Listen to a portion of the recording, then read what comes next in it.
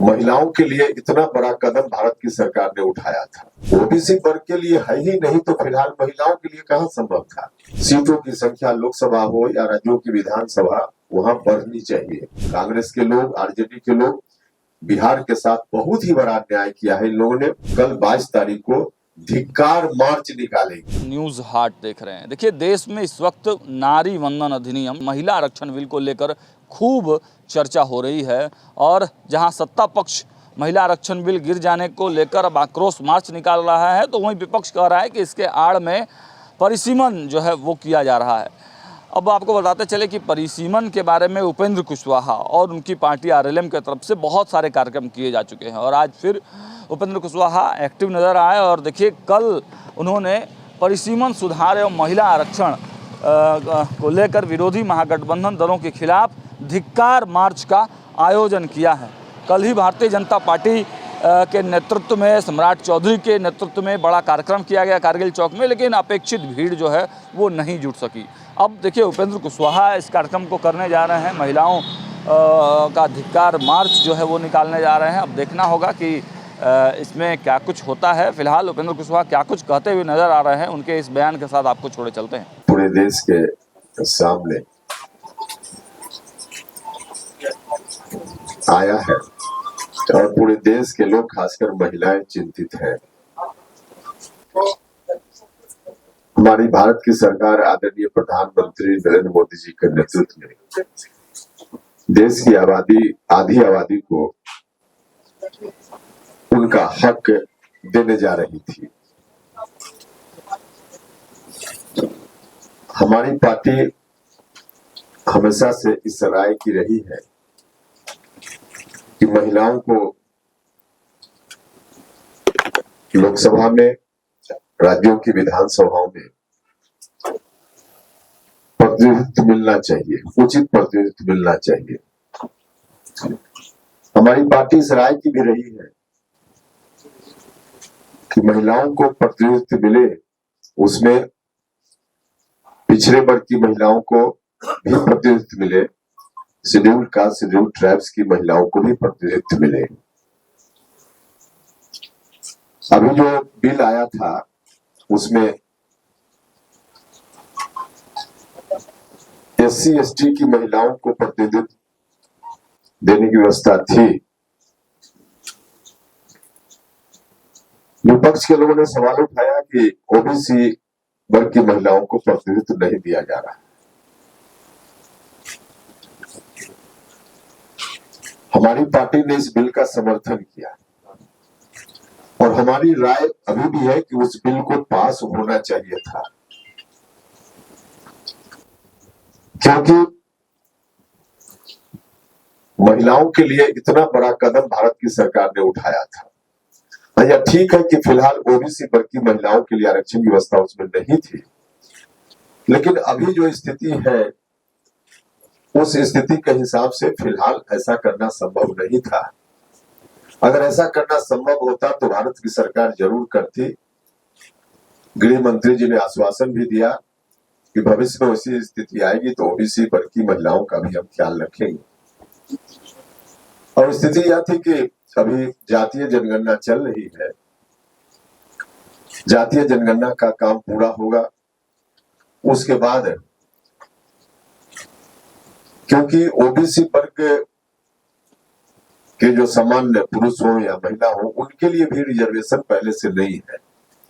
SC ST वर्ग के लोगों के लिए रिजर्वेशन है संविधान की व्यवस्था के हिसाब से।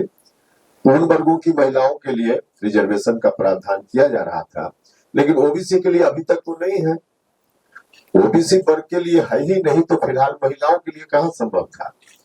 भविष्य में कभी होगा और भविष्य में तब हो सकता है जब जातीय जनगणना की रिपोर्ट आ जाए। तो जातीय जनगणना की अभी रिपोर्ट नहीं थी, इसलिए ऐसा करना संभव नहीं था। अभी जितना महिलाओं को दिया जा रहा था, महिलाओं की पुरानी मांग रही है, सिर्फ महिला नहीं बल्कि देश की मांग रही है कि महिलाओं को रिजर्वेशन मिलना चाहिए। तो ऐतिहासिक कदम हमारी सरकार उठा रही थी, जिसको इन लोगों ने रोक दिया। महिलाओं के साथ इससे बड़ा अन्याय नहीं हो सकता है। विपक्ष के लोगों ने ऐसा अन्याय किया। दूसरा, एकमात्र हमारी पार्टी है जिस पार्टी ने अभियान चलाया डिलिमिटेशन को लेकर के। पिछले 50 वर्षों से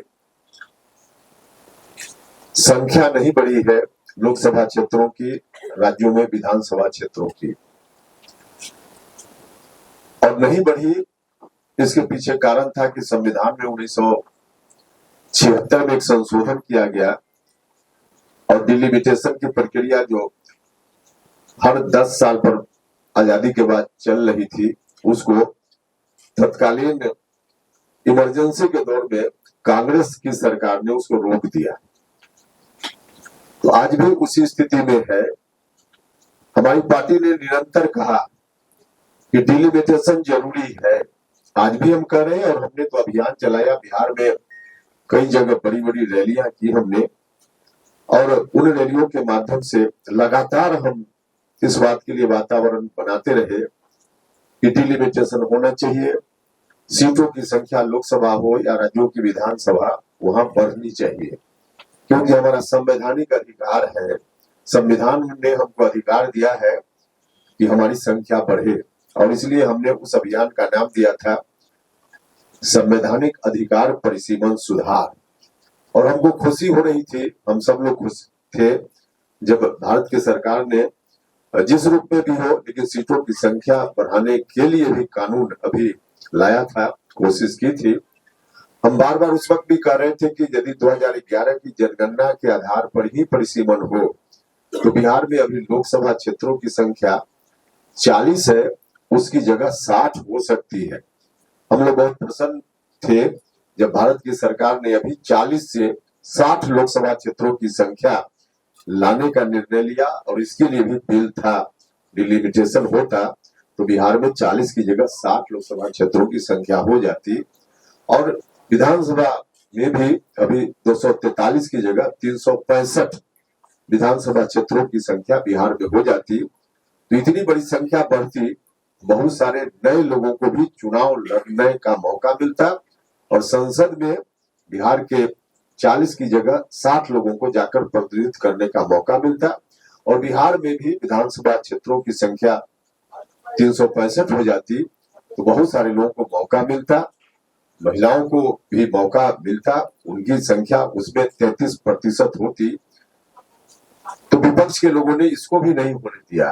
तो बिहार के साथ बहुत बड़ा अन्याय इन लोगों ने किया है। कांग्रेस के लोग, आरजेडी के लोग बिहार के साथ बहुत ही बड़ा अन्याय किया है इन लोगों ने, और इस अन्याय को हम जनता के बीच जाकर कहेंगे लोगों से।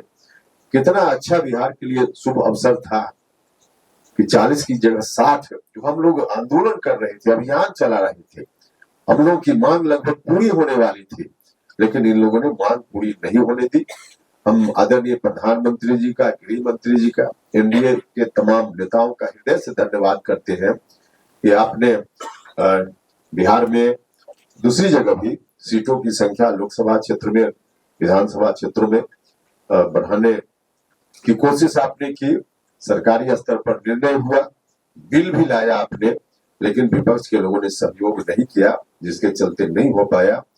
तो इसलिए हमारी पार्टी ने कार्यक्रम तय किया है कि 22 तारीख, मतलब कल ही, महागठबंधन के जो दल हैं, इन लोगों ने जो अत्याचार किया, अन्याय किया, उनके खिलाफ, उनको धिक्कारने के लिए हमारी पार्टी राष्ट्रीय लोक मोर्चा बिहार के तमाम जिला मुख्यालयों पर कल 22 तारीख को धिक्कार मार्च निकालेगी। धिक्कार मार्च पटना में भी और राज्य के विभिन्न जिला मुख्यालयों में हमारे साथी धिक्कार मार्च निकालेंगे, और धिक्कार मार्च के माध्यम से हम आम जनता के बीच इन बातों को ले जाएंगे कि किस तरह से इन लोगों ने बिहार के साथ अन्याय जानबूझकर किया है, संसद में बिल को नहीं पारित होने देकर। तो इनको हम पर्दाफाश इनका करेंगे, और हमारी कोशिश आगे जारी रहेगी कि जो हम लोगों का अभियान है वह पूरा हो। तो इस रूप में फिर से हम लोगों के बीच जा रहे हैं। हमारे साथी कल धिक्कार मार्च निकालेंगे डिलिमिटेशन को लेकर, और महिलाओं के साथ जो अत्याचार इन लोगों ने किया इसको लेकर। सर, विपक्ष का आरोप है कि ये एक बार नीतीश जी ने भी इसका विरोध किया था और लालू जी ने भी विरोध किया था। उस समय भी 33% में ओबीसी वगैरह की बात चली थी और शेड्यूल कास्ट शेड्यूल ट्राइब की बात चली थी। उस समय भी ये पारित नहीं हुआ था और आज फिर वही स्थिति। और दूसरी चीज की परिसीमन की बात है, परिसीमन आपका अभी तय नहीं हुआ है, तो इस संबंध में क्या करेंगे? नहीं, देखिए, इसमें तो हमने पहले ही कहा कि हमारी पार्टी भी इस राय की है कि ओबीसी, एससी, एसटी वर्ग की महिलाओं को रिजर्वेशन मिलना चाहिए, लेकिन अभी पहले से भी ओबीसी वर्ग के लिए कोई रिजर्वेशन तो है नहीं। महिला छोड़ दीजिए, सामान्य ओबीसी के लिए भी कोई रिजर्वेशन नहीं है, नई व्यवस्था करनी पड़ेगी। एससी, एसटी के लिए रिजर्वेशन है अभी, तो उन वर्गों की महिलाओं को तो रिजर्वेशन मिल ही रहा था, इसमें प्रावधान था। ओबीसी के लिए अभी सामान्य जो जनरल महिला हो या पुरुष हो, उनके लिए भी कोई रिजर्वेशन नहीं है। उनके लिए रिजर्वेशन होगा तभी महिलाओं को मिल पाएगा, और उनके लिए होने के लिए इंतजार करना पड़ेगा। जो जनगणना हो रही है, जातीय जनगणना के पहले यह संभव नहीं था, तो इसलिए अभी उसी रूप में बिल आया था। बाद में जातीय जनगणना के बाद कभी वैसी स्थिति बनेगी तो उस समय बात होगी, लेकिन अभी नहीं संभव था। और अभी संभव नहीं था, इतना के लिए हम महिलाओं को हक मिलने से वंचित कर दें, यह तो उचित नहीं था। अभी इतना हक मिल जाता, फिर बाद में आगे हम लोग देखते। सर, परिसीमन भी तो ये तय नहीं हुआ था। परिसीमन के लिए तो देखिए, परिसीमन पर दो तरह की राय है देश में। दक्षिण के कुछ राज्य है, उनकी अलग राय है, और इधर जो हम लोग हैं बिहार, उत्तर प्रदेश, इनकी अलग राय है। तो अभी बीच का रास्ता निकाला गया था, क्योंकि अभी जनगणना नहीं हुई है 2011 के बाद, और परिसीमन अगर होना है उस रूप में जो संविधान में पुरानी व्यवस्था है, तो उसके लिए है कि 2026 की जनगणना की रिपोर्ट आने के बाद परिसीमन हो। तो 2026 में जनगणना होगी, फिर रिपोर्ट आएगी, क्योंकि जातीय जनगणना भी साथ साथ इस बार हो रही है, तो उसमें इतना वक्त लगेगा कि फिर उसके बाद डिलिमिटेशन हो। तो महिलाओं के साथ जो वादा हुआ है कि 2029 के लोकसभा चुनाव के समय हम आपको रिजर्वेशन देंगे, अब इतना समय नहीं है कि पूरा जनगणना का काम पूरा करके, जातीय गणना का काम पूरा करके और पूरा हर संविधान की पुरानी व्यवस्था के हिसाब से डिलिमिटेशन हो और तब दिया जाए। तब तक 2029 समाप्त हो जाएगा और महिलाओं को समय पर नहीं मिल पाएगा। तो इसलिए इसमें हुआ है कि भाई ठीक है, अभी अब कीजिए, बाद में फिर होगा तो अगले चुनाव से फिर देखा जाएगा।